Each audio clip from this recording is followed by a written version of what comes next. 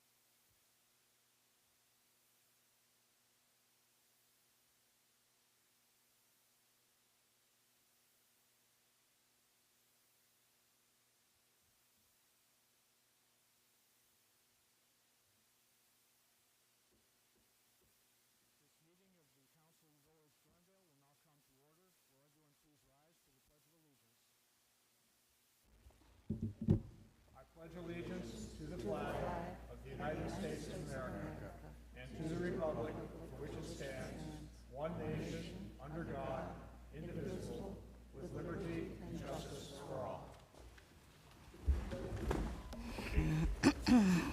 Thank you. I'm going to ask folks to please mute or turn off any electronic devices they have that might go beep in the night and disrupt our meeting. With that, I'm going to say that we have a quorum. Madam Clerk, can you confirm the quorum? I confirm the presence of a quorum. And we have an agenda, and the only change is that ordinance 2317 will come up before the public comment period so that folks who are interested in the swearing in, and I know there are some here who are, of a new firefighter can be here for that occasion. With that, I'll turn to the minutes of our previous recent meetings. And the first one was March 6th. And all right, the minutes of this meeting have been circulated and changes have been made. Do I have a motion to accept these minutes as amended? So moved. Second. Okay. Any further discussion? All those in favor say aye. Aye. Opposed? Motion carried. We have next the minutes of a special meeting of council held March 16th, meeting with our representative, U.S. Congressional Representative Warren Davidson. And these minutes have also been circulated. And I would ask, do I have a motion to accept these minutes? So moved. Second. Any discussion? All Yes. those in favor say aye. Aye. Aye. Opposed? No. Okay. We turn now to what is one of the more enjoyable parts of this job of being mayor, and that is to recognize people in our area who have accomplished things or done great things for the village, and this one really stands out. So I'm going to come out from behind the table here. Give me a minute.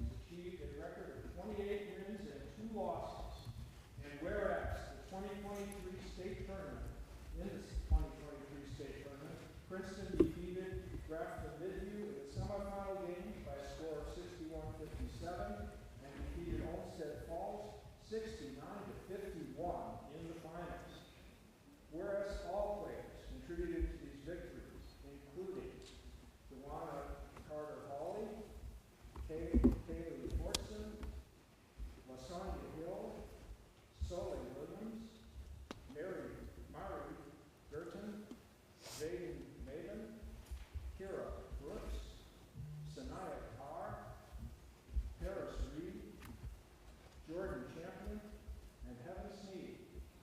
And whereas through it all, the Lady Vikings were led by the head coach, Steve Davis, a Princeton alumna, and her able staff, varsity assistant varsity coach, Michelle Booker, varsity assistant coach, Ryan Simmons, girls junior varsity head coach, Tom Cassidy, and girls junior varsity assistant coach, Cornisha Morris. And whereas the Lady Vikings were ranked number 24 nationally by the Max Preps organization, and whereas this was the third state title in the history of Princeton girls basketball, adding to titles won in 1997 in the Class AAA and 2014 in Division I. Now therefore, be it proclaimed by Donald A. Lofty, Mayor of the Village of Glendale, Hamilton County, State of Ohio, that Section 1, the Council of the Village of Glendale congratulates the Princeton girls basketball team on winning the 2023 Division I championship in the state of Ohio. Section 2, the Village of Glendale expresses its pride and gratitude to the Princeton girls basketball team for the recognition they have brought to the area served by Princeton City School System, including Glendale. Section 3, this proclamation is read upon the minutes of the April 3rd, 2023 meeting of the Glendale Village Council in recognition of the accomplishments and hard work of the Princeton girls basketball team.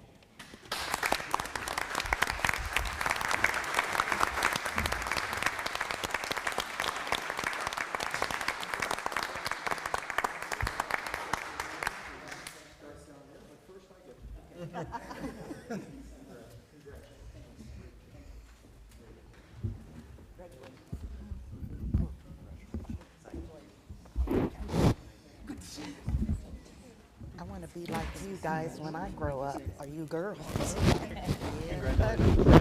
Yes. Hey, how do you exercise to win? I mean, do you work out every day or what?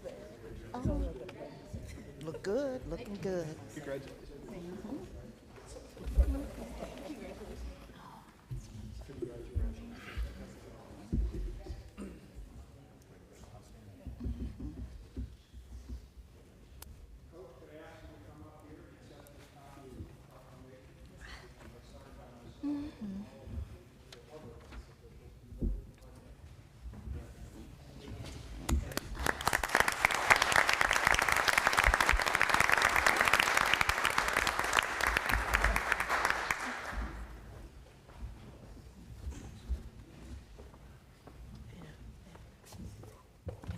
It is huge.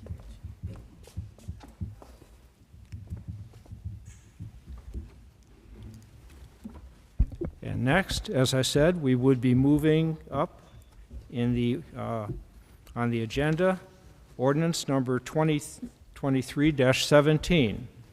That will be an ordinance appointing a Glendale volunteer firefighter, establishing a one-year probationary period, and declaring an emergency. Chief Lerman, can I ask you to give an introduction here? Sure can, thank you. Mr. Wright comes to us as a graduate from Whitten Woods High School, local gentleman from the Forest Park area. At a young age, entered the fire service as an explorer or cadet with the Forest Park Fire Department. Also currently holds a Ohio Firefighter 1 certification, so we can hit the ground running with Mr. Wright, and he's really excited to be a part of this department and also run with the Forest Park Fire Department on mutual aid runs, so we're glad to have him. Okay. Thank you. Do I have a motion for this ordinance? Second. Any discussion? All those in, let's see, Madam Clerk, would you call the roll? Oh, no. Sorry. And do I have a motion to dispense with 3 reads? So moved. Second. Okay. Now, Madam Clerk, would you call the roll? For ordinance 2023-17, to dispense with the 3 reads, Mr. Bessel. Aye.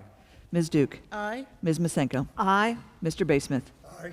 Mr. Kreidler. Aye. Ms. Baldridge. Aye. For the ordinance, Mr. Bessel. Aye. Ms. Duke. Aye. Ms. Masenko. Aye. Mr. Basemith. Mr. Kreidler. Aye. Ms. Baldridge. Aye. Thank you. And now I would like to ask Ms. Wright is Ms. Wright here? Mr. Wright. Yep. Mr. Wright. Oh, Mr. I am so sorry. I am so. Would you come forward and I can administer the oath of office to you?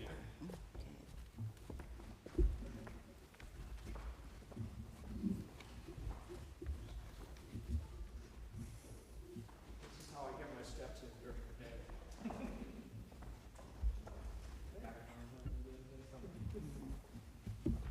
Raise your right hand and repeat after me. I state your name. I, Brent Wright, do hereby swear that I will support the Constitution of the United States and I will support the Constitution of the United States and the Constitution of the State of Ohio, the Constitution of the State of Ohio, and I will faithfully and impartially discharge the duties of volunteer firefighter of the Village of Glendale, according to the best of my ability, so help me God. Congratulations. Congratulations.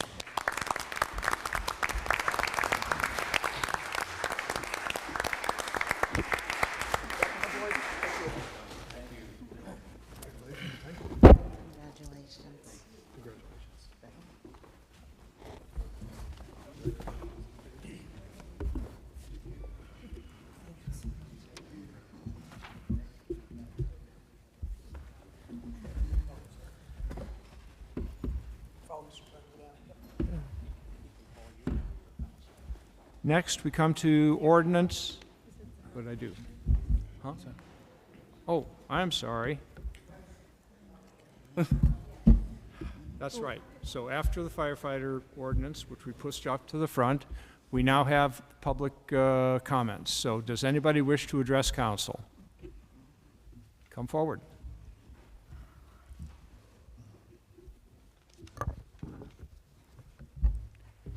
Good evening, council. My name is Bill Parrish. I'm the founder and executive director of the Eckstein Cultural Arts Center at 220 East Sharon Road.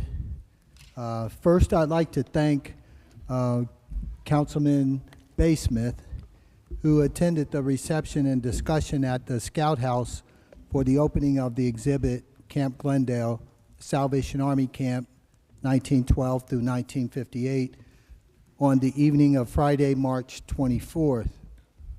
I'm not sure whether Mr. Basemith was able to view the exhibit across the street at ECAC, but it was good to see you, and I appreciate your coming. I'd also like to thank Councilwoman Dukes, who was unable to attend that night, the reception or discussion, but Friday evening, but she stopped by and viewed the exhibit. So thank you very much, and thank you for the engaging conversation that we had. This past October, descendants of the Procter & Gamble founders were among dozens of people involved in an environmental protest at Cincinnati headquarters downtown. Afterwards, a descendant of the Procter family asked me if I would be available to take 15 to 20 of them on a tour of the Underground Railroad in Glendale. I said, absolutely. While on the tour, the Gamble family asked me if there was anything of significance on their family in Glendale. So I took them what was Camp Glendale,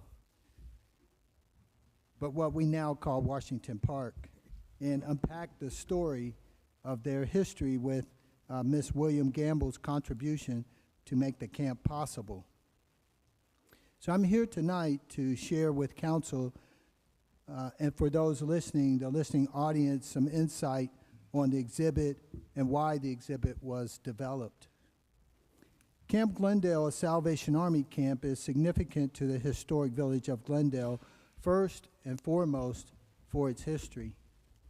It was birthed out of the vision and philanthropic resources of two prominent women, Miss William Gamble and Miss Mary Emery. Ms. Mary Emery is also responsible for Marymount becoming a village.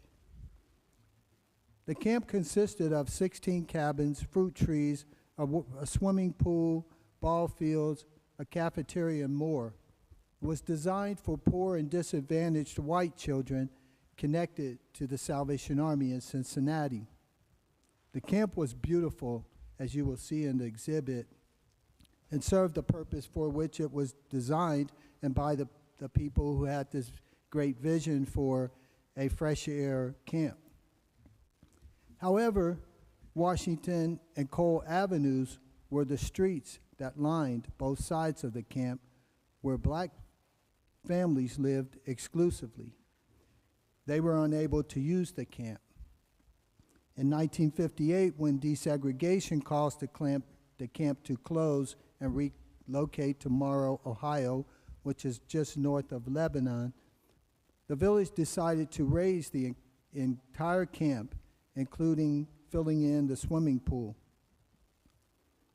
The historic significance of this, if you can imagine, one, the African American community that surrounded the camp but were unable to use the camp right in front of their homes and have only Eckstein School for all its activities.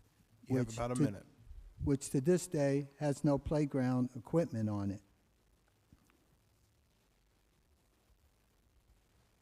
The camp is also significant to the house at 100 Washington Avenue, which council has been pursuing for purchase. It was also the caretaker's house for the camp and the only structure other than the entrance that exists to this day. We had a wonderful discussion around the exhibit on Friday night. The discussion was so lively that it was difficult to get people to go home at the end of the night.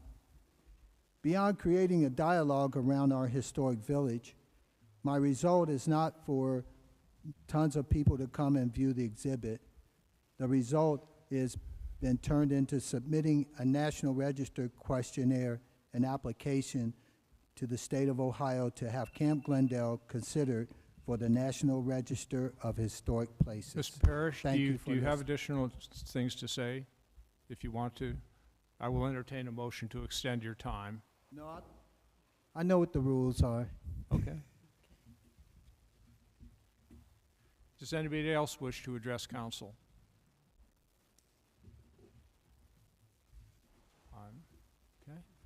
Okay. Before Mr. Parrish leaves, Bill, I'd like you to hear, I thank ECAC and everyone who has worked on that exhibit. I have lived in this valley my family has been here since the 1920s, and we have history there around Washington Avenue. Thank you for enlightening me, because I did not realize that Camp Glendale was there, and I appreciate learning about it.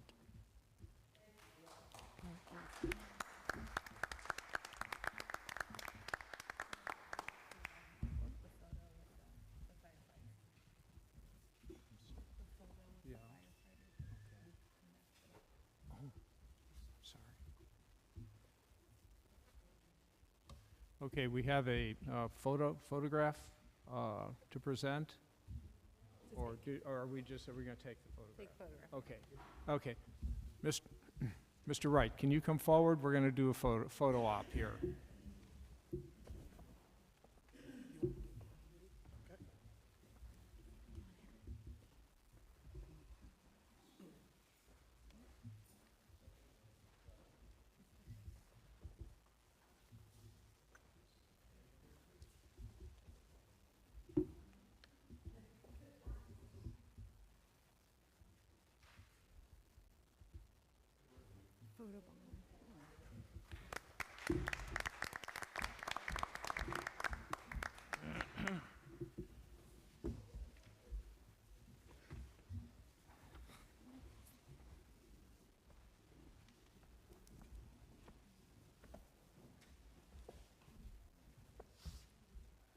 Okay, I'm going to just make sure. Does anybody else want to address council?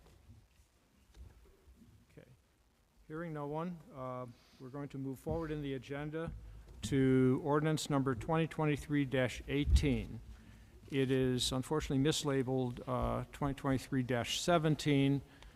I don't know that it's necessary, but just to be completely transparent, do I have a motion for a friendly amendment to change 23-17 to 2023-18? Mr. Mayor, Yeah. could you, ordinance 2023-18 is an ordinance authorizing amendment of the 2023 appropriations of the general fund? Do I have an old copy? Yeah, here. I knew it was right in here, but, okay. So, this is, were there any other changes made? No, this No. was circulated as 18. Got it. Okay, so we don't need an amendment. So this is ordinance 2023-18, an ordinance authorizing amendment of 2023 estimated revenues and appropriations of the general fund and declaring an emergency. David, can you give us a little explanation here? Yes, thank you. Sorry. Thank you. This ordinance covers two adjustments to the appropriations of the 2023 general fund. They're both encapsulated in one ordinance for ease of recording down at the county. They are for two different things, so council could decide to handle them separately, but they're combined for the office's ease. The first is against the Parks Department of the general fund, covers a $7,500 increase for the expense for the village's participation in a feasibility study with Tri-State Trails, Mill Creek Alliance, and a few other groups working on a connector trail between Glenwood Gardens and Sharon Woods. That is the village's portion, according to the group, of the feasibility study. Important to note here, this would not be paid until all communities and organizations that they have involved in this study are committed to participating and supporting it. The second is against the mayor's account. This covers a $46,000 appropriation for the strategic planning services of Envision. Council may remember the end of the year last year, we discussed, as we talked about, an increased levy in November, some of the surplus being set aside for strategic planning purposes. I'll cover in my report a little bit more about what that encapsulates. But the $46,000 is the quote out the door cost for the strategic plan services offered by Envision, and we find that feel that their services are going to be very, very beneficial for the village. Thank you, David. Do I have a motion for this ordinance? So moved. Second. Okay. Do I have a motion to dispense with three reads? So moved. Second. Any discussion? Yes. Okay. Firstly, the $7,500 for the village to participate in a feasibility study. I understand the Recreation and Parks Committee held a committee meeting. What I don't know is the extent to which residents on Oak Avenue and elsewhere along the proposed route that would run through Glendale participated in that committee meeting. And I asked that question. I would also ask if, to what extent or how have those residents who live on Oak in particular been contacted and approached in terms of getting their input into this feasibility, not the feasibility study, but into this proposal before the village is expending $7,500 without really having heard from those residents that are directly impacted. Can anybody address that? So there have been a few residents of Oak Street that have attended the last couple of meetings on this subject. A few that I followed up with afterwards, just to remind them the meeting was coming up, who had been at the previous, as well as the notice that went out in the newsletter. But at this point, the feasibility study is really just a big picture at looking at where could this trail go? What is a potentially best route? So it hasn't moved far along enough in order to get the conversation going with the residents to, know exactly where the placement is suggested. And that is something that the village certainly has input into when the time comes. I don't know if anybody else would like to add to that based on the meeting that we had. Any further discussion? I apologize. I'm on that committee but missed the meeting. I messed up my dates and could not attend. I did have just a couple of questions. The feasibility study is just to try to find out how the trail you said could possibly fit into the Oak Road Greenbelt. Well, the feasibility study it's looking at the whole area that still needs to be worked on. So this is a 41-mile trail. All right. Connecting, in theory, Witten Woods to Glenwood Gardens. That's already being worked on. And then the part that could potentially go through Glendale would be connecting Glenwood Gardens to Sharon Woods. And then the dipping down south into through Reading, Laughlin, into Lincoln Heights, and back up again. And then ultimately, the trail would connect into downtown, into Little Miami, Loveland Trail, and this. A lot of this trail is already done, so what we're looking at is like the fourth phase of it that Glendale could be a part of. But again, the feasibility study is looking at all of the communities participating and where a best route could be connecting those. I will say that of all the other communities that have been asked to put in proportional amounts, everybody has said yes so far. And so these are our immediate neighboring communities. So these funds would go to pay engineering services, okay, to determine the best route. Glendale has certain work that they want to do in that green belt already. Sure. I think both of those things can coexist. Sure. Okay. How much control, is Glendale ceding control of what is built there to this larger group, or will Glendale control what is placed in Glendale in terms of a trail? Well, it sounds like each individual community has a lot of say in terms of what it would look like to suit each community's character and the placement. And so I think that's something that we would have a lot of. I mean, we are not ceding control here. We will nobody has asked us to do that. Nobody in discussing this project has suggested that. We have a lot of input on So- design and layout, much to Marilyn's question. And I want to remind everybody that what's been proposed is wider than a standard sidewalk. Yes. But I think everybody on this, well, I'm going to speak for me, and I'm going to say I think everyone here agrees we need some sort of pedestrian travel path, walkway along Oak Road. It's necessary, be it a sidewalk or a trail, and somewhere between a 5-foot sidewalk and a wider trail for bicycles to pass. But we would have some amount of input, or we'd have control over what was there, because again, I begin to worry about making sure we address impervious surface, because we want to use the green belt to help with some of our water issues. We don't want to add to those by adding impervious surface, so we'll have to be careful. Again, sidewalk is necessary, and maybe something wider than sidewalk to go along with the trail, but we have the ability to steer that as Glendale. Yes. Okay. I do think there is a minimum width of such a trail for cyclists and pedestrians, and once you get too small, it loses some of the It loses function. It may function. not be Yeah.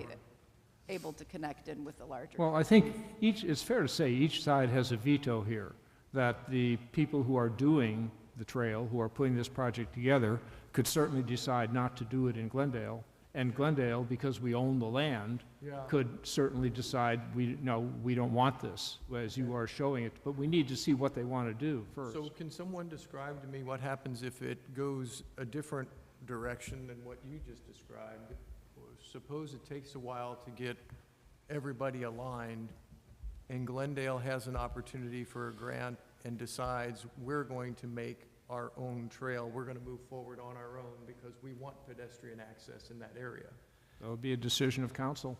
Okay, so even though we commit to this, we could still pursue grants, and if we got ahead of the curve, we would just have to be mindful that whatever we build, we'd like it to be able to go along with whatever this trail is. It's still our decision. Okay.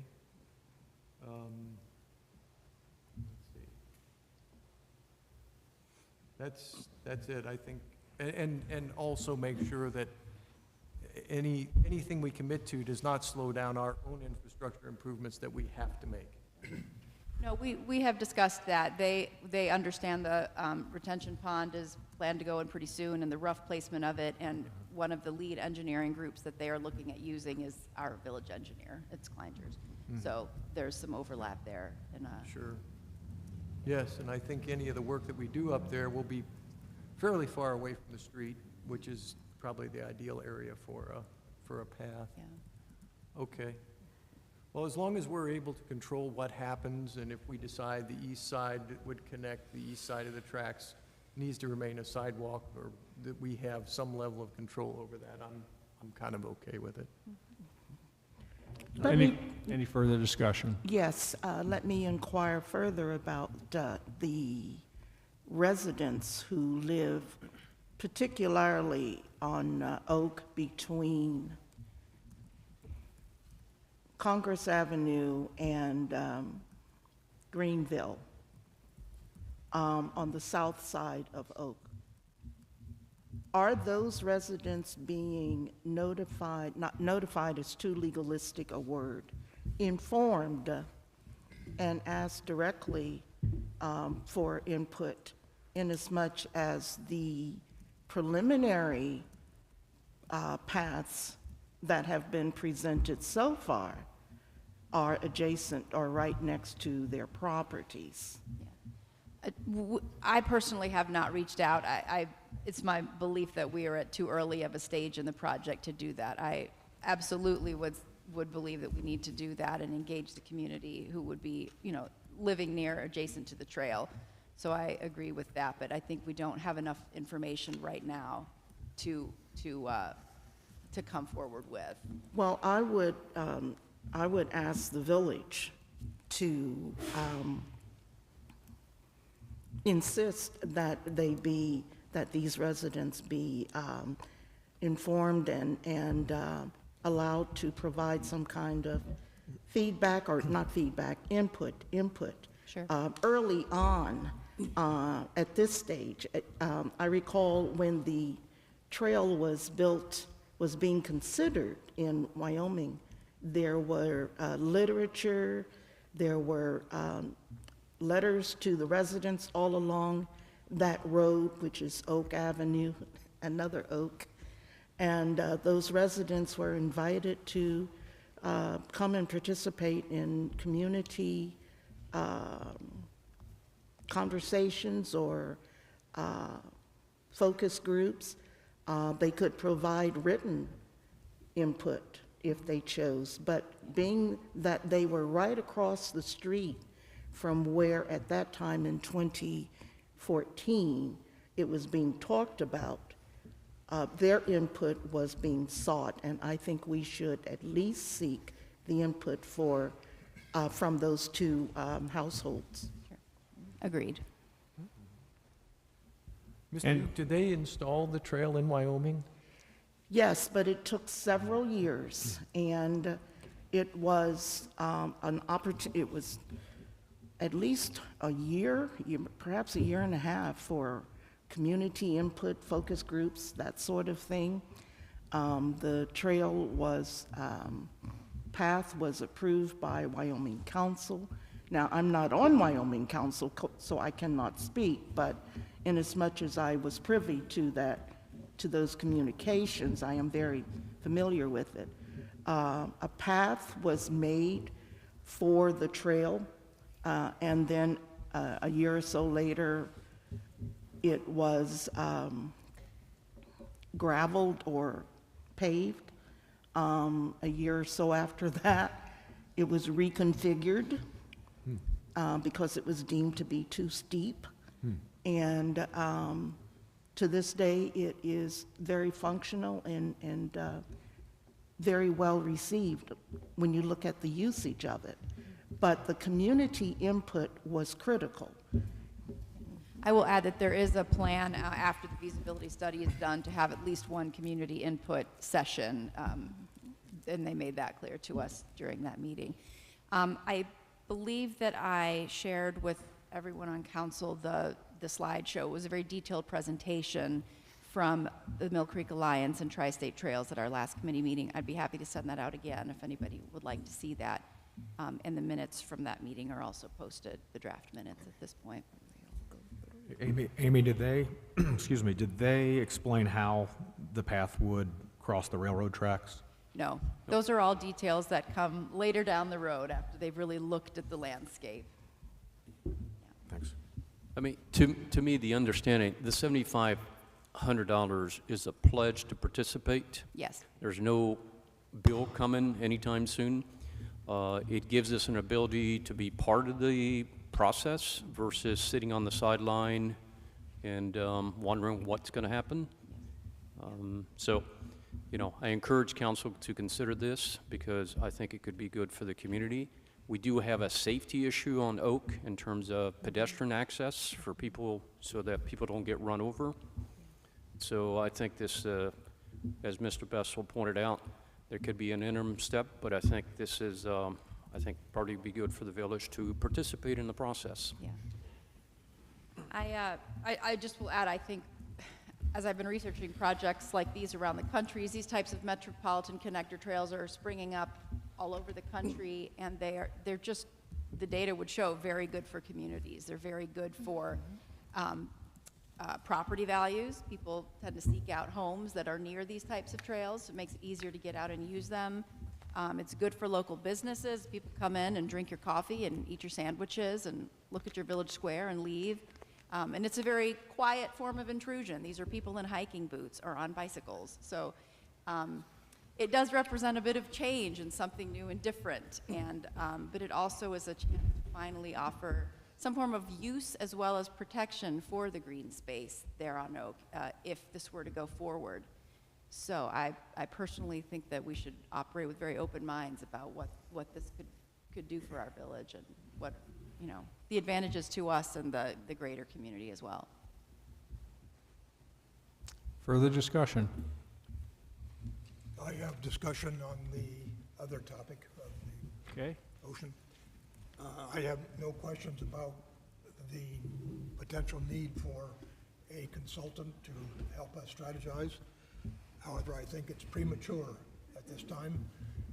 The council has not had an opportunity individually to give input and to perhaps, my wife used the term noodle ideas that could be considered by a professional and as how best to implement them and what the needs are.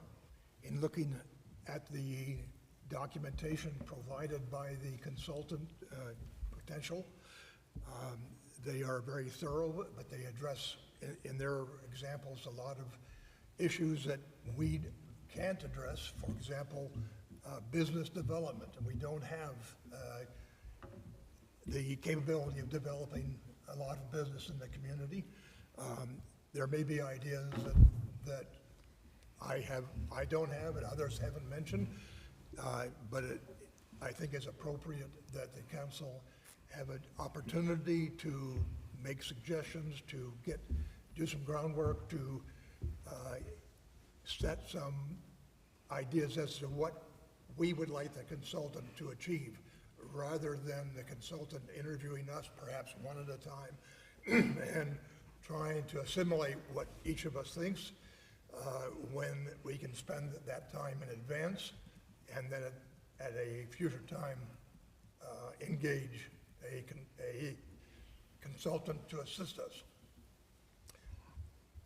I can address your point that the interviews with council as a group or individually would be part of their plan process. I'm sure there will be.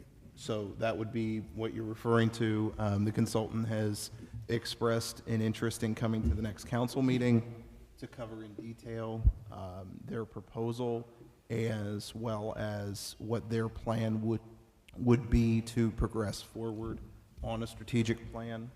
I feel that it's in the village's best interest to get under contract with them in order to complete that work, so that they can work in our favor and our benefit.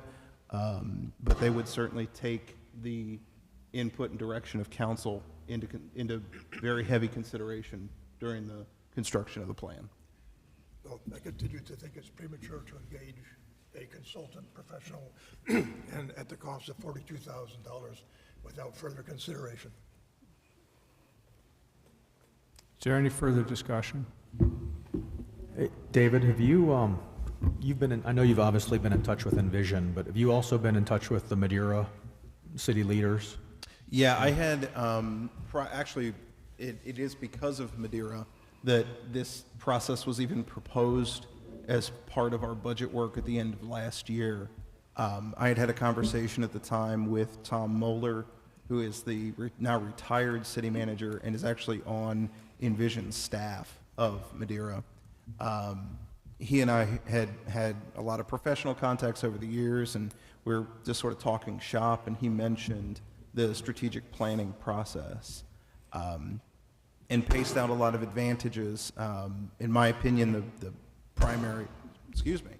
primary of them being that Envision was able to secure multiple millions of dollars in grant funding, state and federal grant funding, for the projects that they were looking to accomplish. Those ranged from nice to do, like park improvements, to need to do, like work along major thoroughfares in Madeira. And that Envision was able to many times over return the investment of their cost to engage their services. We did run an RFP process. We had 2 respondents, Envision and another firm based out of Minneapolis. The other firm, unfortunately, was more expensive, significantly more expensive, about $25,000 more expensive, and had a number of what's the word I want to use? Concerns and missed opportunities in their response.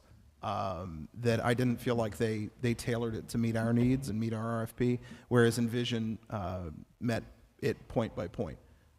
So yeah, I've had extensive conversations with Madeira, and they've been very happy with their work. Okay, because it would be 46,000, and then after that 2 years at 15,000 each. Yeah, those are selective services. Once we complete the strategic plan, Envision and Madeira did take advantage of this. Envision offers continuing services, consulting services, for $15,000 a year. That includes assisting with locating grants, applying for grants. Envision has a team that's very familiar with those processes, as well as people involved in those processes that can help the village's applications shine. But also outside of Envision's work, when we start to apply for grants outside of, they're helping us, having a strategic plan is a major benefit in today's grant market.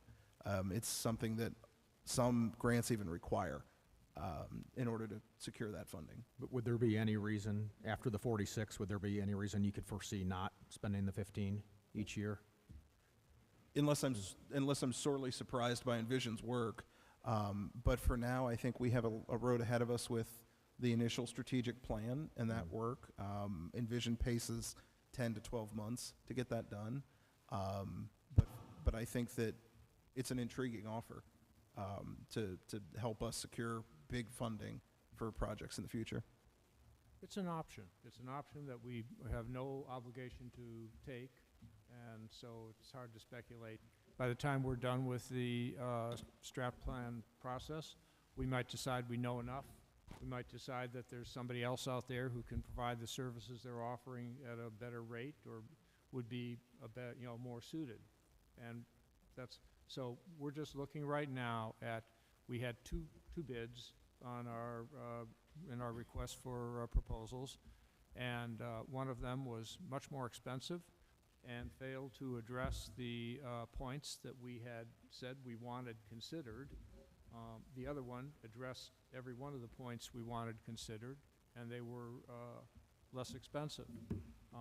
So it was an easy decision. I think it's an easy decision which one to take, and the only question is, are we ready to take it now? Well, Mr. Mayor, Quick I'm question. sorry. Ms. Masenko. Envision has a local presence, correct?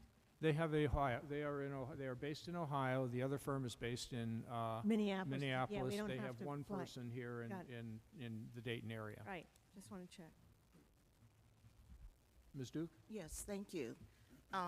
In terms of Envision addressing Glendale, the village of Glendale's priority, what I consider one of our top priority, I'm not pleased with their response on page 8, and they do recognize utility infrastructure needs as being critical, but yet on page 11, when they present their implementation focus and the recently passed bipartisan infrastructure law to position the village of Glendale for federal funding opportunities, I don't see where their focus would be on utilities here in Glendale. So I've got a gap here that I'm looking at their willingness or their responsiveness to our needs. Now, maybe when we hear from them, they will clarify this, but I'm not seeing it in this proposal, in this response to our RFP. Thank you. Mr. Mayor? Right. So my question to the council is, does council believe that Glendale needs a strategic plan? That would be the first question. If council believes that we do need a strategic plan, does anyone on council want to lead that process? If not, I think you have to use an outside consultant to the best of their ability with council input to develop that plan. Because it's not that easy to lead, an entire organization to come up with priorities and engage residents to find out what their priorities are. Because council may have priorities, but they may be totally different than what residents have in mind.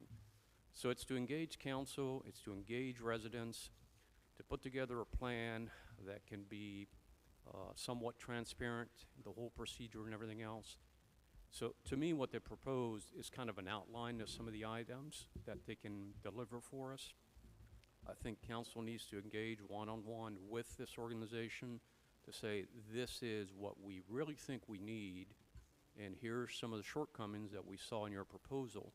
Can we modify this? Can we be a little more clear? And that's the council. Can council be a little more clear on what we want this organization to do for us?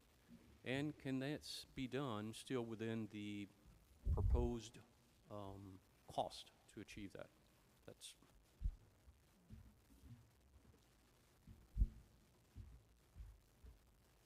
Any further discussion? Madam Clerk, would you call the roll? For ordinance 2023-18, to dispense with the three reads, Mr. Bessel. Aye. Ms. Duke. No? Ms. Masenko. Aye. Mr. Basemith. No. Mr. Kreidler. Aye. Ms. Baldridge. Aye.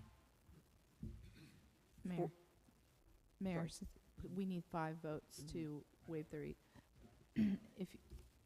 If you want to be able to move the ordinance forward with just the $7,500, go ahead and do the amendment.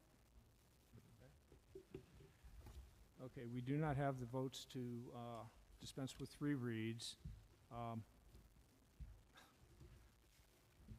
I'm trying to decide which one is more likely to be acceptable in that regard.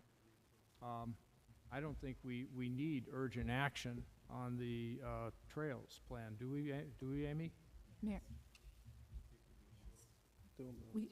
Excuse me, we can amend it so that we've got 2023-18 as the $7,500, or, excuse me, the $46,000 vote, do the read on that, and then, one or the other, and then Yeah. move the other one to be the Yeah. same one, but 2023-10. Okay. Do I have a motion? Yeah, 19. Ordinance 18 to 19. 18, yeah, I'm sorry, yeah, I'm looking at these wrong. 20. Yeah. okay. Well, okay, let's just start with the trails. So, do I have a motion to delete the second item from section 1 for the $46,000 expenditure? Do I have a motion to delete that from the ordinance? Mr. Mayor, Yes. procedural question. We have an ordinance number 2023-18 that has failed to obtain the sufficient votes to suspend 3 reads. Correct. Is this then a first read for that ordinance for 2023-18? At this point, it would constitute a first read for that particular ordinance, but I don't know, because if we amend that ordinance, then it wouldn't be a first read, would it? We would amend it to take out the 46,000 and then have a motion to waive the 3 reads for 2023-18 as amended, where we're just waiving the reads for an ordinance containing the $7,500 Right. only. And then we can have, So it would then we'll not have be a to- first read for the ordinance with both items? It is a first read for which one, then? It'll be a first, well, we need to, it is, right now, I'm seeking an amendment to strike the $46,000 expenditure from 2023-18. that would allow the council to vote on 2023-18 as an appropriations ordinance for only the appropriation of $7,500. We're doing this to see if this allows the waiver of the reads for just the $7,500, in which case we can move forward with that ordinance on the substance of the ordinance. And if that does pass, we will do a renumbered first read only vote on the 46,000, if that makes sense. We're just separating it into 2 different documents to see if the council is able to move one of the 2 appropriations forward, because it's clear that when they're together, they're not. We don't want to hold up one on account of the other. So a question, will we be able to read for the 46,000 as an emergency after we do 7,500 or not? We should renumber that one as 20, it's the same ordinance without the other amount, as 2023-20. We'll, 19. we have a 19 here. 19. Oh, we No. were just 19 was doing 9. deleted. So, wait, Oh, it was? no, 9, Okay. no, yeah. So Could do we will the have to, same thing with that one and possibly get emergency language for it? the emergency is the back end, how quickly it's adopted once voted upon. Right. But we'll have to do a reread A reread.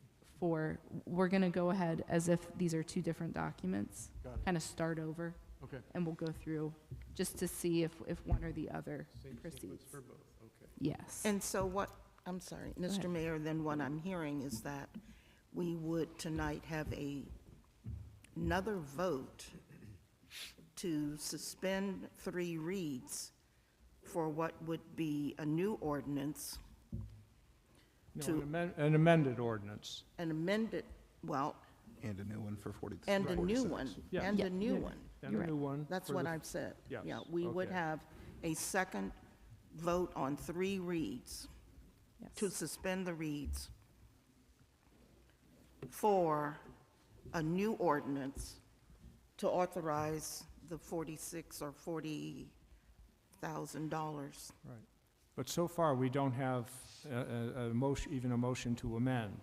Do I have a motion to amend to delete the $46,000 expenditure from 2023-18. It may be out of sequence the way you're thinking, but I'll make a motion to amend to delete 7,500 and have the read for 46,000. Either way.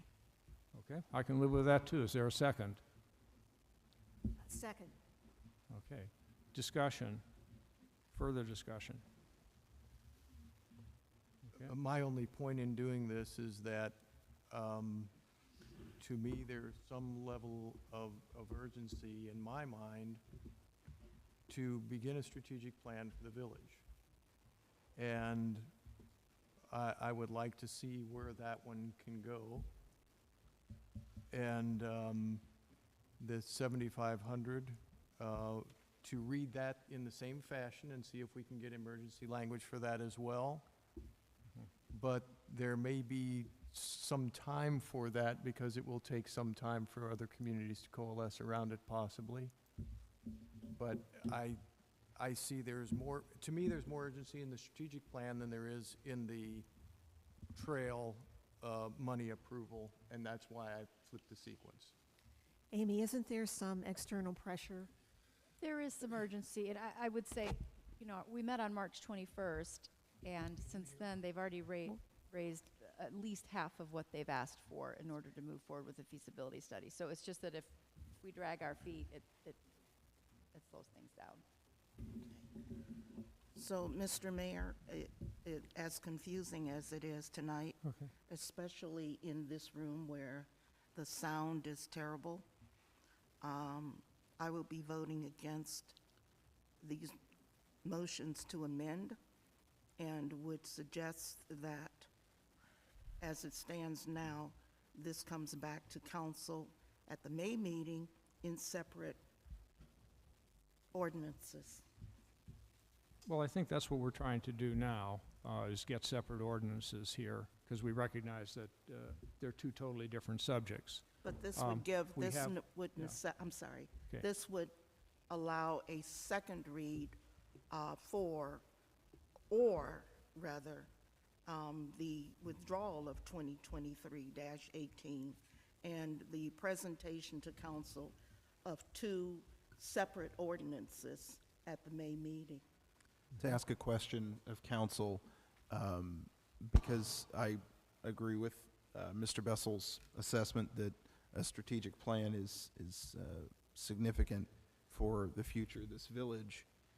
Would there be interest in Envision being able to speak to council at that May meeting in order to potentially address any concerns or answer questions about their proposal, or hopefully be able to secure council support to move this forward at that point? I would say we have a motion and a second on the floor for amending this ordinance in the way I described. I'm sorry I took it to an extra level of explanation, but I'd like to take a vote on that. Is there any further discussion on the motion to amend ordinance 2023-18, striking the $7,500 expenditure for the Trails project?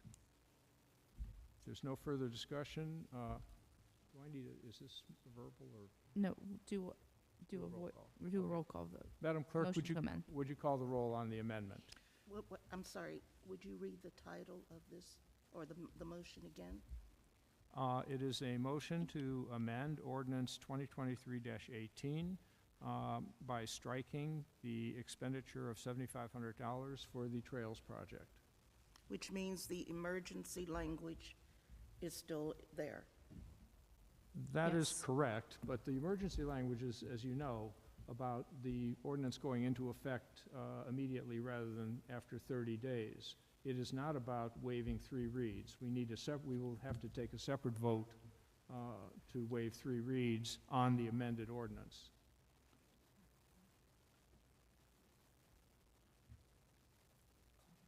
Okay?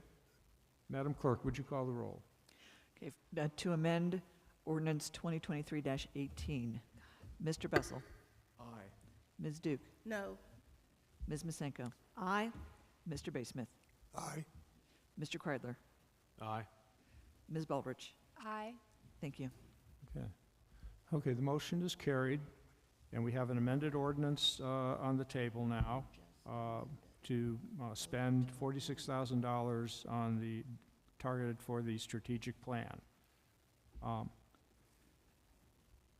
Do I have that, so, is there further discussion on that, on the ordinance as amended?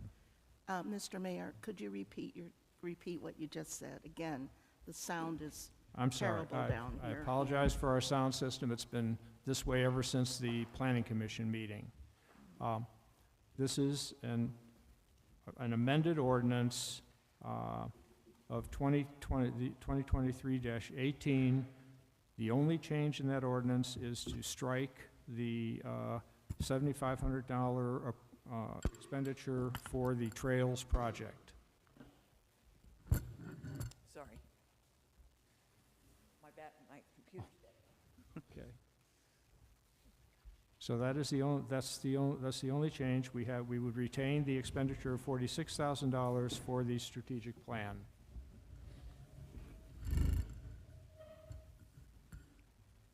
Is there further discussion?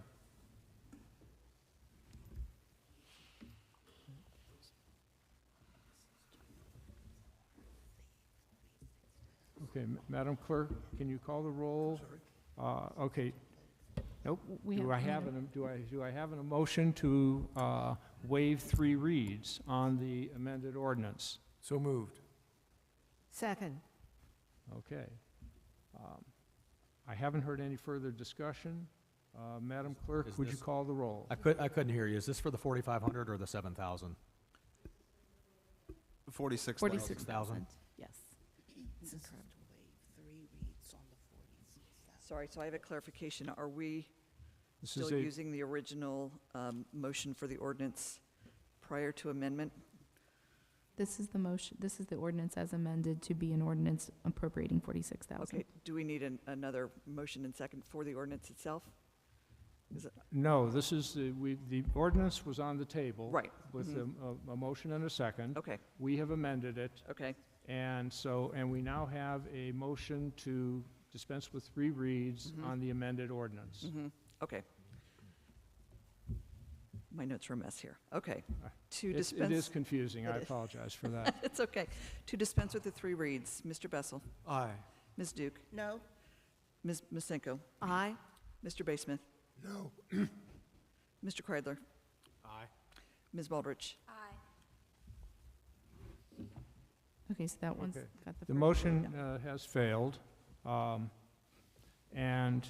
I'm going to ask now if we can consider, how do we work it? Is this a new, this would be a new motion, or a new ordinance, right? Yeah, I would do a motion to amend, to create a new 2023-19 Yes. that is this ordinance appropriating the 7,500. and Okay, so deleting we 46. have I would be looking for a motion for a new ordinance, 2023-19, which would be identical in verbiage to the previous ordinance, 2023-18, except that the proposal for the strategic plan, the $46,000 would be stricken from this new ordinance 2023-19. Do I have a motion for that ordinance? So moved. Is there discussion? Do I have a motion to dispense with 3 reads on this ordinance? So moved. Okay. Is there further discussion? Madam Clerk, would you call the roll? On the creation of 2023-19, Mr. Bessel, Aye. Ms. Duke,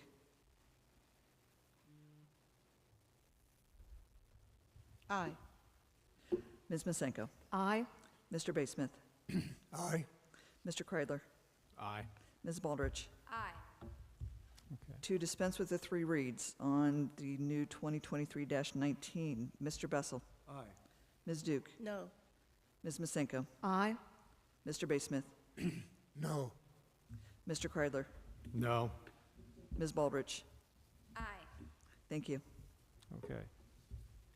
So the amended motion has failed we have not waived 3 reads on it. So this now stands as the first reading of both amended motions, both the amended 2023-18 and the new ordinance 2023-19. And we will try to decide how we can get some information in front of council that would help council make a decision. Before we proceed, Mayor, if I may, I'd like to revisit the question I asked earlier. Would council find value in having Envision attend the May council meeting in order to address their proposal and address any specific questions that have come up? Yes, I think that would be useful. I also might suggest, if it's appropriate, a special council meeting, which would allow us to have a little more time for dialogue, if that's appropriate. I will see what their schedules are. Scheduling that might be a little tricky, but I'll see what I can do to get something like that put together. Thank you. Okay. Would it be necessary to have the competitor have the same opportunity? I don't believe that we have a worthwhile competitor in the 2 bids that we've received. Have you looked at the 2 proposals that came in, Jeff? I have looked at the one that's been recommended. The second proposal did not bother to change the community name that they used on a previous proposal on the last few pages. And they're, unlike Envision's proposal, they did not address any of the specific projects that we outlined in our RFP as potential projects for their strategic plan process. So I don't feel that Future IQ at $25,000 more is a worthy competitor. Well, I would urge you to look at their proposal. If you come away from that with doubt and say, well, gee, maybe they are better, we will then have to do some other way of making a decision. But right now, it was very clear to me and to David that the only viable bidder was Envision. So, but I urge council, who, if you're in doubt on that, take a look at the proposal from Future IQ and see if you feel that there is some reason to follow through with them. Was that proposal sent to us? It was. Whoever won, yep. I asked that question basically because when we were interviewing vendors for meters, I was informed that it was necessary that each vendor have the opportunity to present their product. So the answer, I understand what you're saying, I accept that. I asked the question just to be sure from my own mind. I would also urge council to really think about, do we want a strategic plan? Because that's still on the table as far as I'm concerned. You know, does council support that? If council supports that, then the next question is, who is going to do and lead council in developing the strategic plan? Because the administration doesn't have the bandwidth to be able to do that. So a council member would probably have to do that if we don't use a consultant. I would like to have the opportunity to think of ways to get information in front of council that will help council make its decision. Thank you. And we'll just have to see how we can do that in an efficient and manner, and hopefully in one that will be speedy, whatever, that will get us started on the process, particularly on the strategic plan. So we'll try. I, for one, am not seeing the other proposal, Okay, we'll David, make so sure if you, could yeah, recirculate it. all right.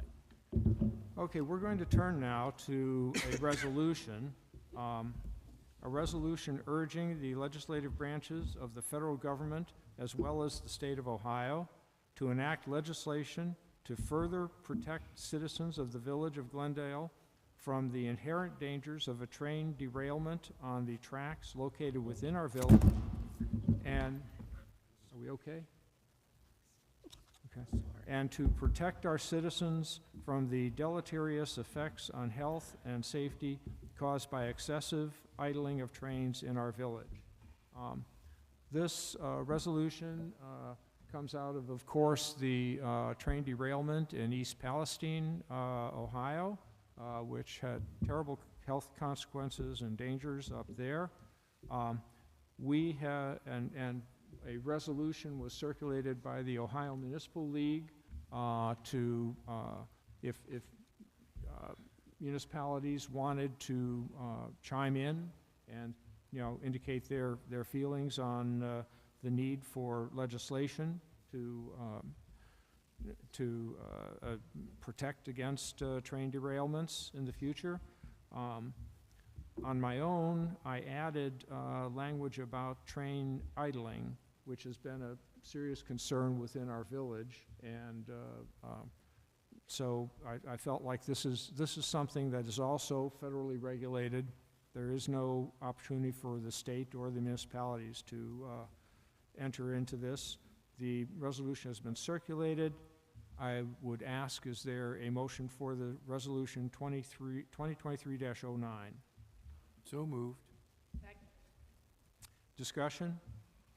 Yes, Mr. Mayor, I had one comment, and I don't know if it has been addressed, but where the resolution speaks of train idling, it speaks of excessive idling of train engines within or near the village. I, for one, think that excessive invites discussion, debate, and lawyers, and that the resolution, I would prefer it if it simply said, if the word excessive were deleted, so that it would read, to enact legislation to further protect our citizens from the deleterious effects on health and quality of life from idling of train engines within or near the village. Okay. Let me have that language again. It simply deletes the word excessive. Yeah. I like that. Yep, I'm okay with that. Great. Let's see, first of all, I do need a motion for this resolution to get it on the table. We have that. Do we have it? Mhm. Okay, We have that. sorry. Okay, so then, Ms. Duke, are you moving to amend the Yes. ordinance? Move to amend the resolution. The resolution, Second. okay. Where is the word excessive in the other than in the title? It isn't. It's the second line from the bottom, It's not in the body. In the It's explanation. just section one. It's just in the title. It's not. Yeah, It's it's not just in in the the body. title? Oh. No, it is, I'm looking at section one, Okay. Oh, that's, yeah. Yes, it's at the end of section 1. at the end of Right. section one, And in the title. And in, Oh, and in the title. Got it. Okay. Ms. Duke, you are moving for this amendment. Is there a second? Second? Okay. second it. I believe there was a second. Any discussion of the amendment? Mr. Mayor, have you seen any other Ohio or anywhere, I guess any other state, have you seen this anywhere else done, this type of resolution? My concern is these railroads are as powerful as the federal government, so I completely agree with the wording, but I just don't want to rattle their cage publicly, if you will. Have you seen anything like this before?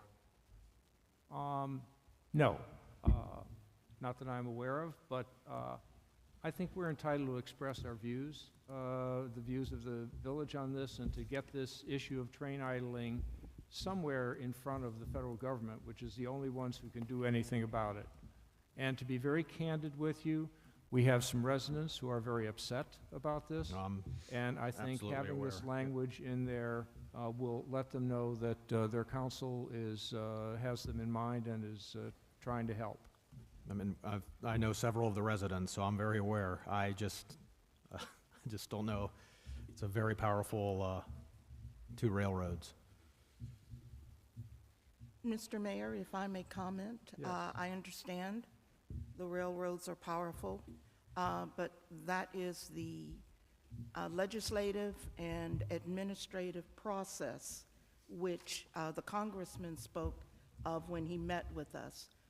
Opportunities exist for input, and how that input is formally received and is a part of the record. I think this resolution is a step forward. I think it's needed by the village of Glendale in behalf of its residents. And I think it is consistent with the democratic process, both in the state of Ohio and at the federal level. Thank you. Any further, no, we're just discussing the amendment, right? Yep. I think where we originally saw this, there are a lot of communities in Ohio that are kind of circulating this similar. Well, there are a lot of communities circulating the part about train derailment. I don't know how many of them are circulating anything about engine idling. Correct. But, you know, I felt like this is something that's of concern to our residents, and our residents deserve to know that their elected officials are trying to do something for them. So do I have, I don't even know, did I get a second on the amendment? You did. Yes. Okay, Jeff Bay Smith, second. okay. So, all those in favor of the amendment, Madam Clerk, you call the roll for the amendment. For the amendment for Resolution 2023-09, Mr. Bessel. Aye. Ms. Duke. Aye. Ms. Masenko. Aye. Mr. Basemith. Aye. Mr. Kreidler. Aye. Ms. Baldrige. Aye. Thank you. Okay, so we have an amended resolution, and is there further discussion on the amended resolution? Okay. Yeah, I just wanted to ask, I'm wondering about how realistic it is to ask that trains not idle on any track in Glendale. I'm just concerned that that's something that, I think you got to look at this as a conversation starter, to be honest, in the regulatory process. And we're just getting it out in front. And obviously, the railroads will have their folks weighing in on what they think, how it should be limited or not exist at all. We have had some discussions about this in the past where the response from the railroad seems to be there are certain places where it's good for them to idle because the line of sight is long without bends, that there are certain places where it's good to change railroad engineers, and one of them traditionally was just north of the village square, and that's been kind of pushed back to where the village waste area is now, the village dump. And it seems to be logical from the railroad's perspective, the reasons that they give, but I think the more we can try to stand up for ourselves, the better we are. As Mr. Kreidler pointed out, is very difficult to, the railroads have broad authority. It's very tough to control them, but as Don points out, if we can start or try to push a different way, maybe we can get some progress. It is maddening to have a train engine idling nearby your home. For sometimes 24 hours or longer. Or if people are out enjoying our village square and the restaurants and the engine stops right in front of our depot. And I have to wonder, is that really necessary, or is that just the easy place to do it? Right. Okay. One more Okay. question. I promise fast. What's the communications process? Assuming we pass this resolution, what happens? How does it- We are going to send the completed resolution to the appropriate officials, which would be our two senators, Representative Davidson, and we will send it to the Ohio Municipal League, which will then put it together with other resolutions it has received as showing broad support for the contents of the resolution. And copies to the railroad, to the three the CSX, Norfolk Southern, and Amtrak? I think that I'm content to let the municipal league decide when and how they want to communicate it to the railroads. And let me add that I consider this a part of the legislative and administrative process, not part of an adversarial process with the railroad companies. So we are providing comments from the village of Glendale. Further discussion? Madam Clerk? For the amended resolution 2023-09, Mr. Bessel. Aye. Ms. Duke. Aye? Ms. Masenko. Aye. Mr. Basemuth. Aye. Mr. Kreidler. Aye. Ms. Baldridge. Aye. Thank you. That concludes our business agenda, and we turn now to the reports from the mayor, village administrator, committees, and the clerk and treasurer. I will begin with the mayor's report. No births and deaths were reported within the village, but I do have to note, as has been said, there was a tragedy on Friday, March 31st, when an officer from Springfield Township was killed in the line of duty, and there's nothing, I don't know what to say on that. There's nothing more I can say. I will let the police and their report expand on this, but I would ask that we take a moment of silence for that police officer.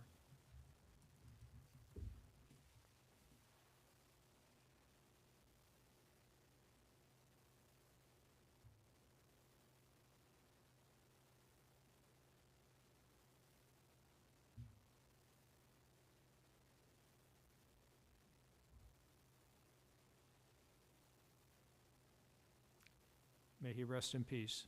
Amen. I am announcing in my report that I have appointed Glendale resident and Dr. Sabrina Leach to be the medical director for the village of Glendale. Previously, our medical director had been actually Ms. Leach, but through the University of Cincinnati Medical Center, and they have bowed out, and she is willing to continue to serve in that capacity. It is a mayor's appointment, and the money has been appropriated as part of the fire department budget. So this is simply an informational note.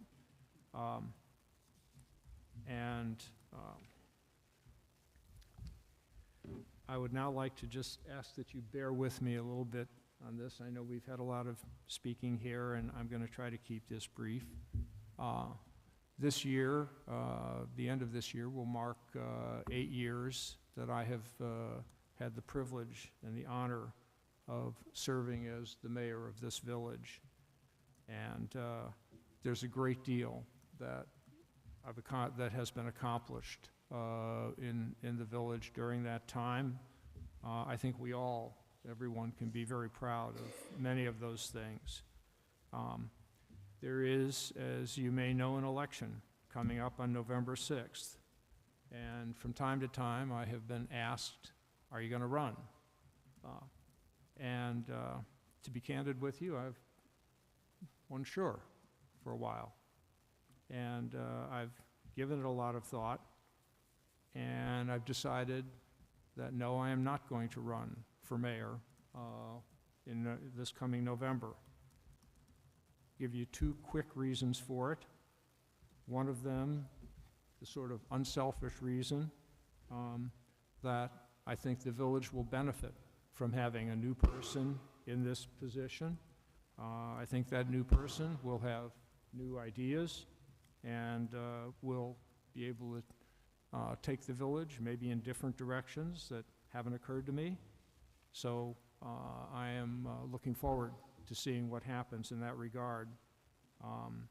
There's a selfish reason too.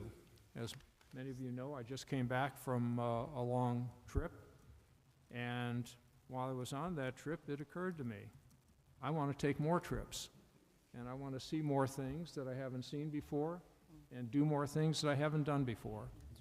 And I don't think it's fair to the village for me to take time off from the job to do those things. I will say the trip that I took resulted in the first council meeting that I have missed in the more than 7 years that I've been privileged to be the mayor here. And I do not intend to miss another meeting. So I've been asked, well, why now? Why are you telling, I mean, the election's not till November. 2 reasons. First, transparency. As I said, I made up my mind, made the decision. I think the residents of the village are entitled to know about that decision. And again, selfishly, people aren't. Everything okay? You can't say the letter No, P. it's all right. Find another word. Okay. Folks are not. There you go. Folks are not going to stop asking me, and so I might as well have it out in front that this is the answer. There's also a fairness point to it, that there are people out there who are, I know, people. Folks. Okay, folks out there who may be thinking, should I run for mayor or not? I don't flatter myself to think that they would just walk away if I ran, but they will require some time to make their decision that they're going to run. Yes, the election isn't until November, but the papers all have to be filed in early August, and before that you have to get signatures, and before that you really have to start planning. What's your campaign going to look like? Why do you want to do this? So I'm going to say, if anybody out there is listening now or hears about the decision and has ideas about where Glendale should be going in the future, all I can tell you is that you will find no better people to work with than the Village Council of Glendale. I have found them to be, there was no P there. I've found them to be dedicated and willing to work hard when the situation called for it. And I must say, it's amazing to me that when one or more of these folks leaves the council, somebody steps up who is willing to do the same thing, work hard and work in the best interest of the village. So all I can tell you is the pay is lousy. That's just a fact. But the rewards of serving your village are great. So thank you for hearing me out, and thank you for giving me the chance to serve.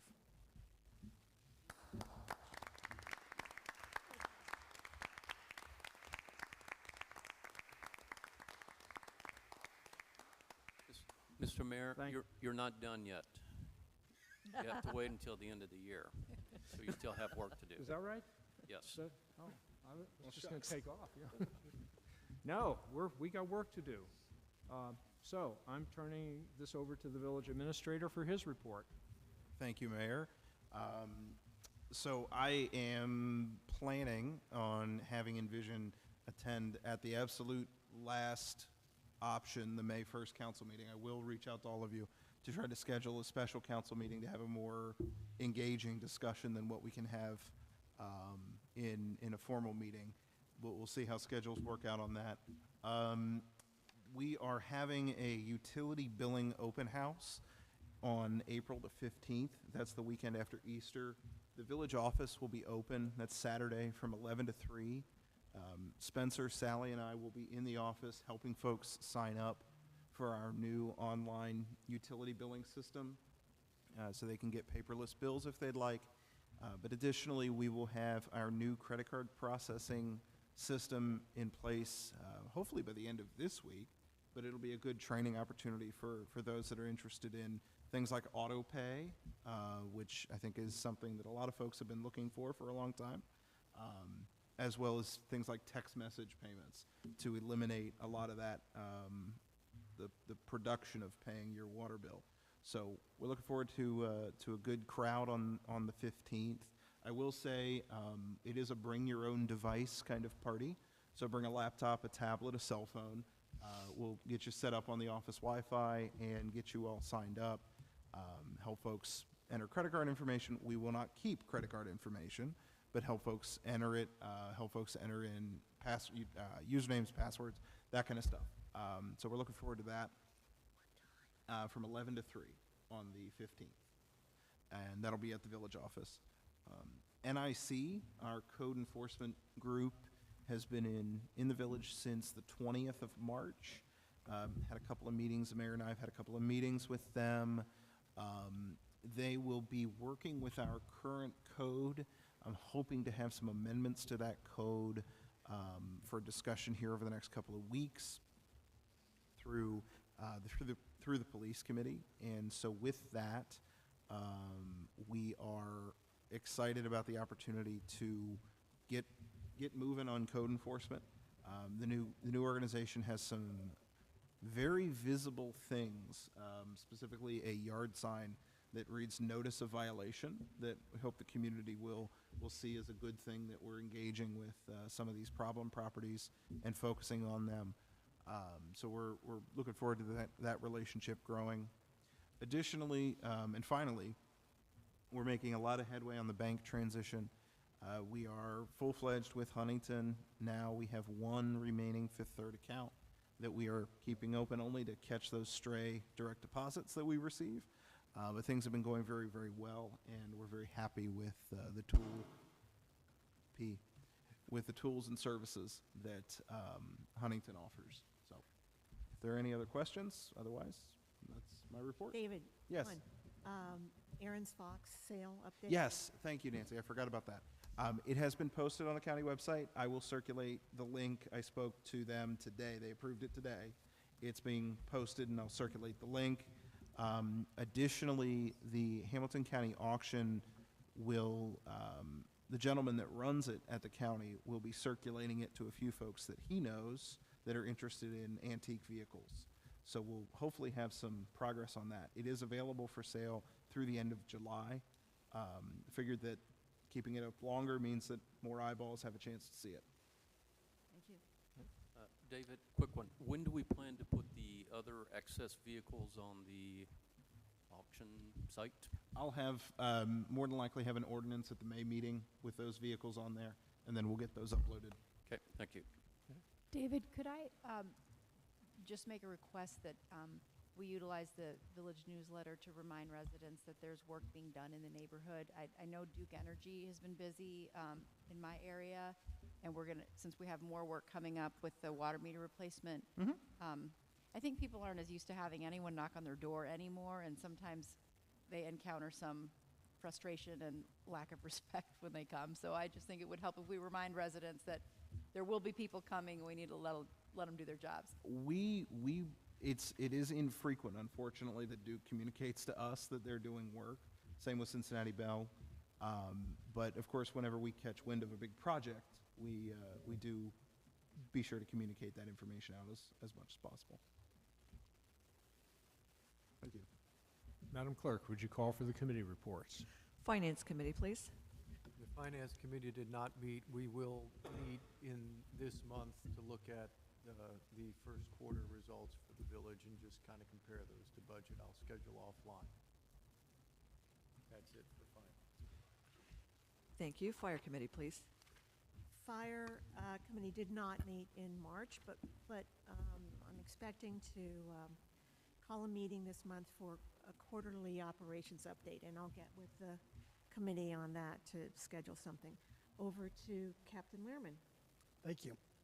The only thing that I want to report out, everyone should have, on council and their officials, should have received the fire report yesterday from Captain Eigel. One of the most exciting things I want to report out on is we received a $5,000 grant for a mechanical chest compression device, a Lucas device to help us with CPR. We have a goal of $20,000. That's the cost of this. So we're still a ways away from getting there, but this $5,000 from the Duke Foundation is definitely a step in the right direction. And firefighter EMT Ryan Turnley is the one that championed that and got that grant for us. So thanks to him for doing that. So that's it. Thank you. Laws and Claims, please. Laws and Claims Committee did not meet in March. I will try to schedule a meeting in April or early May at the latest. That concludes Laws and Claims. Thank you. Police, please. Police did not meet in March, and I'll let you know. I'll get with the chief and with David about meeting in April. And here is Chief Walsh. Thank you. Everybody should have received a copy of my police report this afternoon. A couple highlights on that. We wrote 153 citations last month. Most of that was with the new guys coming on and the rest of the guys stepping up enforcement.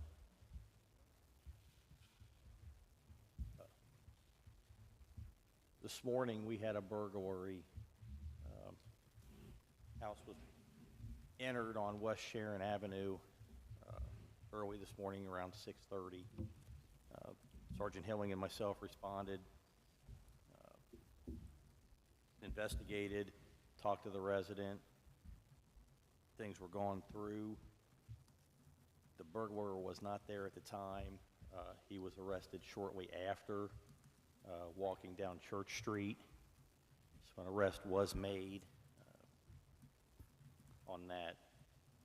And finally, the officer from Springfield Township was responding to a officer needs assistance report on Thursday night, Friday morning.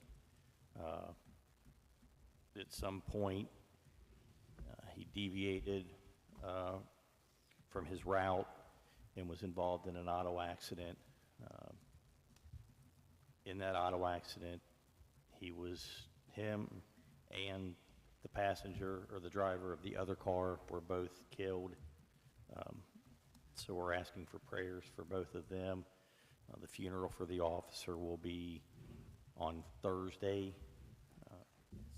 His body right now is at the Spring Grove Cemetery funeral home, where the Hamilton County Police Honor Guard is standing watch over him.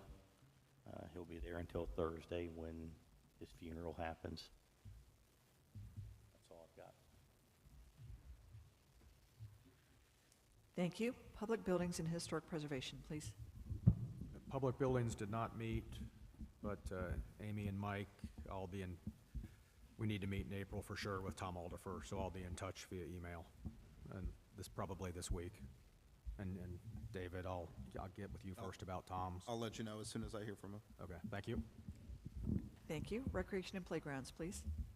Recreation and Playgrounds met March 21st. The draft minutes are posted on the website, and we've basically already covered the content of that meeting. Thank you. Streets, Public Improvement and Lights. The Streets Committee did not meet. We plan to meet as soon as possible. We are currently trying to coordinate with the people from the Sisters of the Transfiguration and Bethany School, because we want to have some follow-up work on all of the work that's to be done up there to help mitigate the water issues. We will continue to try to coordinate with Bethany at some point. If we can't, we'll just meet on our own. David does have several things to report out to that committee regarding work in the Greenbelt, and then also the planning for the work that we're going to do along Hedgerow and Albion. The reason for meeting with, or for bringing Bethany into the meeting is they are doing a review of the detention system that they installed during the school renovations that they did, the most recent buildings they've built. That is to be reviewed, checked against as-built, or check the as-built against the design, and also the functionality of that system. And the second thing is that the new work that they are going to do along the north portion of their property, we would like to get an update on that, where their progress is, when that will start, and how soon we can expect that part of the work to be done. And I think it's just a matter of school being in session, and it's difficult to get anyone's attention at this point. So we'll schedule that offline as soon as we get more information.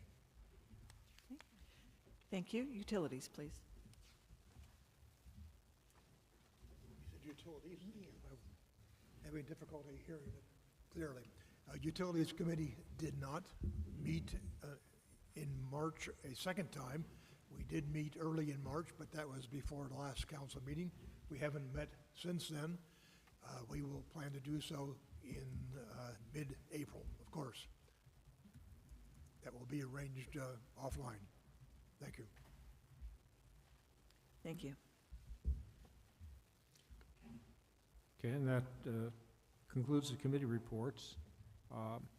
Madam Clerk, do you have a report? I have no report.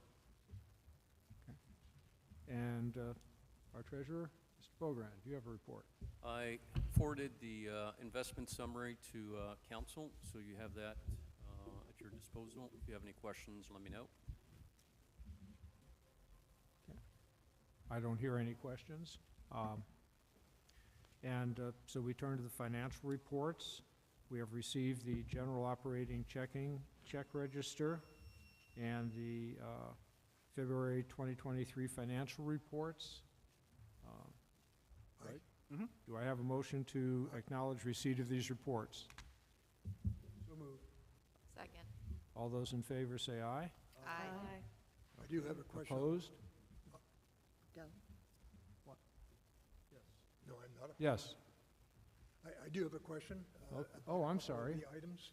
Okay. There was an item for $9,936 for something which was Carasoft. Perhaps, David, would you, what is that, please? I will turn that over to, I believe, Assistant Chief Lerman on what exactly that software includes. The Carasoft software? What? One more time, I'm so sorry. Carasoft or Carasoft, the software. I believe that was a fire department expenditure. The only thing that we purchased for software was for First Due for our fire reporting system. Is that what you're speaking of? What was that? First Due for our fire Yeah, reporting? probably the vendor name is different than Okay, what you sorry. call it. Yeah. Yeah, Captain Igo was championing that, so that did not ring a bell with me. So I'm sorry, Okay. what was the question? Just if I'm sorry. you, or Assistant Chief Lerman's going to explain what that is. It's a software participant. It's emergency reporting software. Yeah, it's for- a reporting software where we put in all of our incidences, all of our trainings, all of our pre-plans, all of our inspections, where everything goes to. Okay, thank you. And there was one other item, please, and that is, as we all are familiar with, there was a application on the village website for a number of months, which was text by gov. Mm-hmm. It was kind of an annoying little device that was in your way no matter where you moved the cursor. And I noticed that there was a check written for renewal of TextGov. Are we going to put it back up? Or? So I'll address that. No, we had originally signed a 2-year agreement with that company for those services. Received a lot of feedback similar to yours. Did not, unfortunately, receive a lot of engagement with that. So we do have to pay out the contract, which is what this is. So this represents the final payment. We're no longer proceeding with them. Okay, because it stated on here it was renewal from.